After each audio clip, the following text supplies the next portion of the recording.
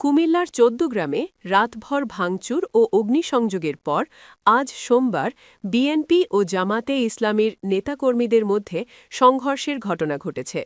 তবে দুই পক্ষই দাবি করছে যে তাদের উপর হামলা চালানো হয়েছে। এসব ঘটনায় জামাতের ৫ জন এবং বিএনপির অন্তত ১০ জন আহত হয়েছেন বলে দাবি করেছেন নিজ নিজ দলের নেতারা। আজ দুপুরে দুই পক্ষের মধ্যে সংঘর্ষের ঘটনা ঘটেছে উপজেলার শুভপুর ইউনিয়নের ধনিচকড়া বাজারে।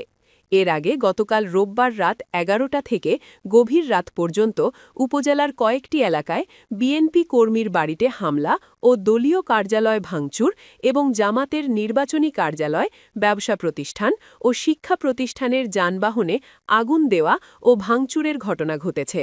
পরিস্থিতি স্বাভাবিক রাখতে পুলিশের পাশাপাশি সেনাবাহিনীর সদস্যরা মাঠে রয়েছে বলে জানিয়েছেন চৌদ্দগ্রাম থানার ভারপ্রাপ্ত কর্মকর্তা ওসি আবু মাহমুদ কাউসার হোসেন।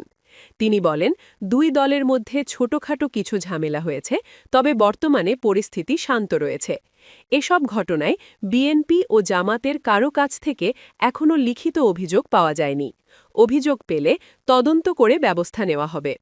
স্থানীয় লোকজনের সঙ্গে কথা বলে জানা গেছে, গতকাল রাত ১১টার দিকে উপজেলার শুভপুর ইউনিয়নের ধনিচকড়া গ্রামে বিএনপি কর্মী বাচ্চু মিয়ার বাড়িতে কয়েকটি ঘরে দুর্বৃত্তরা ভাঙচুর ও লুটপাট চালায়। বাচ্চু মিয়ার বাড়িতে ভাঙচুরের কিছুক্ষণ পর ধনিচকড়া বাজার এলাকায় স্থানীয় বিএনপি কার্যালয়ে একদল দুর্বৃত্ত ভাঙচুর করে।